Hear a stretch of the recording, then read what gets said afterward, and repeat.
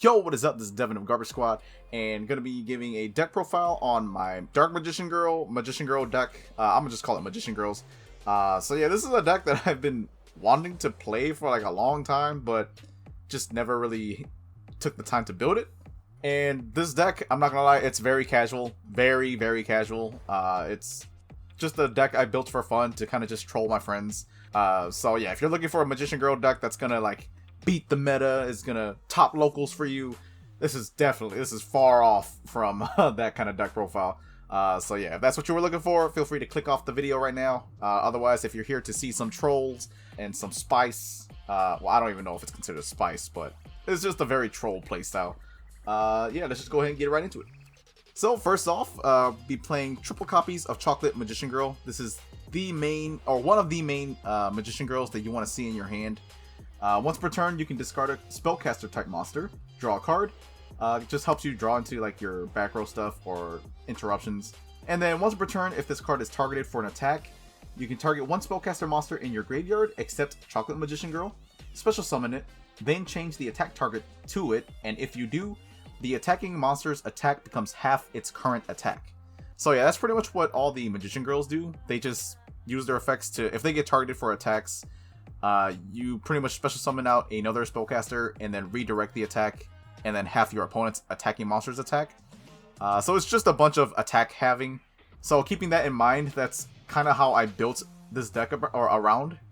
So yeah, with that in mind, y'all will understand some of my tech choices. Next, I'm playing triple copies of Berry Magician. This is also one of the main cards you want to see in your hand as well. If this card is normal summoned, you can add one Magician Girl monster from your deck to your hand. And then once per turn, during either player's turn, if this card is targeted for a card or effect, or if it's targeted for an attack, you can change this card's battle position, and then special summon one Magician Girl monster from your deck. And it does not redirect the attack, so Berry Magician Girl would just flip to defense, and then it'll still get destroyed, or whatever's happening. Next, I play two copies of Apple Magician. Apple Magician's effect is that once per turn, if this card is targeted for an attack, you can special summon a level 5 or lower spellcaster monster from your hand, then change the attack target to it, and if you do, have the attacking monster's current attack. If this card is destroyed by battle or card effect, you can target up to 3 other Magician Girl monsters with different names in your graveyard, add them to your hand. So Apple Magician is just good for recycling your other Magician Girls from your grave to your hand. Then I played two copies of Lemon Magician Girl. Once per turn, you contribute one Magician Girl monster except Lemon Magician. Add one spellcaster monster from your deck to your hand. And then once per turn, it's the same effect. If it's targeted for an attack, you special summon a spellcaster monster from your hand, but its effects are negated if any. Then change the attack target to that card that spellcaster you summoned, and then have the opponent's monsters attack. And then Kiwi Magician, which we play two of. During either player's turn, you can discard this card. Magician Girl monsters you currently control gain 300 attack and defense for each Magician Girl monster with different names on the field and in the graveyards until the end of this turn. So yeah, Kiwi Magician Girl can honestly really help a lot. I played 3 for the longest time, but I bumped it down to 2 because I felt like the consistency was kind of bad. So I decided to bump it down. And also, while this card is on the field, spellcaster type monsters you control cannot be targeted or destroyed by card effects. So Kiwi Magician also helps with protection. And then I'm also playing two copies of Witch of the Black Forest. I played this card because, yeah, this deck needs consistency. When it's sent from the field to the graveyard, you can add a monster from your deck to your hand with 1500 or less defense. So yeah, you can add Kiwi Magician, you can add Apple Magician, Berry Magician, Chocolate Magician, or you can also add Lemon Magician as well. And then of course we're playing two copies of Dark Magician Girl. Wanted to play 3, but can't make room for it without breaking the deck. It's a Magician Girl deck. You can't play it without Dark Magician Girl. Even though in this deck, Dark Magician Girl is just a 2k beat stick. It doesn't do anything else. We don't play Dark Magician for its effects. And that's something I forgot to mention at the beginning of the video. This is going to be a more pure Magician Girl deck, because I kind of wanted to get away from, the norm, playing like Dark Magician and, Dark Magician support cards and stuff like that. Because like, if you're going to play those, you might as well just build yourself a Dark Magician deck. But I wanted to focus more on the Dark Magician Girl stuff or aspect of the deck. So yeah, I'm not playing Dark Magician, not playing any of those like Magician Rod. I'm also not playing any of the Spell and Traps like Eternal Souls or like Dark Magic Circle and stuff like that. So again, Dark Magician Girl is just a 2k beat stick, level 6. And then to end the monster lineup, we are actually playing Dark Magician of Chaos. Not Magician of Black Chaos, but we are playing Dark Magician of Chaos.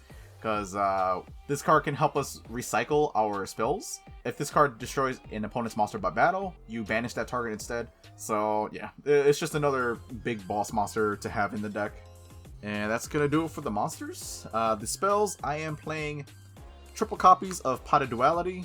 A lot of y'all probably haven't seen a deck profile run triple copies of Duality in the longest time. But because we rarely special summon in this deck for turn 1, Pot of Duality is kind of just, I mean, it's kind of just a free search and a free add. But if you have things like Extravagance, yeah, just play triple Extravagance. It's way better. But because I don't have Extrav and I can't afford Extrav, I'm just playing Duality. Just because, I mean, it's better than having no search power, so. Then I'm playing 2 copies of Forbidden Chalice. It's just a good card, negates effects. And I play 1 copy of Reasoning because if you've noticed, the Magician Girls all have different levels. Chocolate Magician is level 4, Berry is level 1, Apple is level 3, Kiwi is level 5, Dark Magician Girl is level 6, Lemon Magician is level 2, Dark Magician of Chaos is level 8. So yeah, there's just a lot of levels for your opponent to guess. And as I said earlier, this deck's main focus is just very gimmicky. It's just to like have your opponent's attacks. So with that in mind, here is some interesting cards I'm playing. I'm playing triple copies of Shrink, because this is basically a Magician Girl effect, but in a spell. It's a quick play spell. You target a face-up monster on the field. The original attack of that monster is halved until the end phase. So if you can't proc off your Magician Girl's effects anymore, then you just go ahead and use Shrink. And then yeah, you just have their monsters' attacks regardless. And yeah, it's just been a really fun card to play. Really enjoy it. And yeah, that's the end of the spell lineup. On to the traps. Again, same reasoning as the same reasoning for why I run Shrink. I'm playing triple copies of Lost Wind. This is basically a better version of Shrink because not only does it have our opponent's monsters attack, it also negates them, and it's a permanent effect negation, and it's also a permanent attack cut. So yeah, Lost Wind is really good. And also, if our opponent's special summons from the extra deck, we can recycle this from the graveyard by setting it straight from the graveyard back to the field. But it's banished when it leaves. So yeah, Lost Wind has just been also really good in this deck. Then, because this deck is so slow, we're playing triple copies of Summon Limit because yeah, we don't want our opponents popping off. So turn 1, if we have Summon Limit, usually we can kind of hold out. So turn 1, if we draw Summon Limit, then we can just slow our opponent heavily. And then just keep beating over our opponent's monsters with our Magician Girls. And then I'm also playing triple copies of Magic Cylinder. I'm not running the new magical cylinders, mainly because I couldn't make room for it. So I am playing just triple copies of Magic Cylinder. I really enjoy it. It's just a funny card to play. Nobody's expecting this, so sometimes it can win you games. But I mean, it's Magic Cylinder. It's not that great of a card. It's just fun to play. And then I'm playing 2 copies of Stormy Mirror Force to get around monsters that cannot be targeted. And then to end the trap lineup and the main deck, I am playing 2 copies of Dark Renewal. Special summon our Dark Magician Girl or Dark Magician of Chaos from or directly from the deck. Because when your opponent normal summons or special summons a monster, target one of those monsters and one spellcaster monster you control, send both to the graveyard, then you can special summon 1 dark spellcaster monster from your deck or graveyard. Most of the time we're going to be summoning them from the deck, just so we don't draw them as bricks. And yeah, that is the end of the main deck. Extra deck, I'll be dead honest, we don't go into our extra deck, and I don't actually have a built extra deck. But some stuff you could run are things like the Nightmares, Nightmare Phoenix, Cerberus, Unicorn, stuff like that. Just some generic Link monsters. But as for the extra deck that I've been running, I honestly don't even use it, and it's a very small extra deck.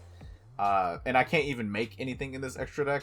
But again, you could throw in the Nightmare stuff if you really wanted to. Me personally, I just choose not to, just because this is just a for fun casual deck. I'm not trying to win with this. I'm just trying to troll and have fun. But I mean, I do have triple copies of Dark Magician Girl, the Dragon Knight, So if our opponent is playing Dogmatica and uses Dogmatica Maximus effects, we can just dump at least one Dark Magician Girl, allowing our Kiwi Magician to buff up our other Magician Girls by another 300 attack. Wish I could make it, but it's just too much effort to put in for a mediocre monster. So yeah, we don't make this. It's just here in the extra deck to look pretty. And then some other tech cards that I've been playing and sideboarding into like games 2 and 3 and stuff like that. For times I know my opponents are gonna side in like back row removal or back row hate. I do play triple copies of Stardust Dragon along with triple Starlight Road. So this is some old tech, some old spice that nobody's really playing anymore for good reason, because nobody's really playing back row hate or mainboarding back row hate. So yeah, I just side this, and I think it's really cool. I think it's funny. It's just a really unique way to get around mass removal, and it also provides you with a 2500 beat stick that can negate a destruction effect. So yeah, it's cool. I like it. It's just, again, don't take this deck too seriously. This is just a really casual deck I've been using to play with friends and just to have fun. But yeah, anyways, that is pretty much it for this deck profile. The main strategy of this deck is just to summon your Magician Girls and just beat over your opponent. So basically, you're just cutting your opponent's monsters' attacks in half and just beating over them. And that's really all this. That's really all the strategy is to this deck in particular. So it's very, very simple, very basic. But yeah, that's really all that I had for this deck profile. As always, any constructive criticism is welcome. And yeah, this is Devin of GarbageSquad signing out. Peace.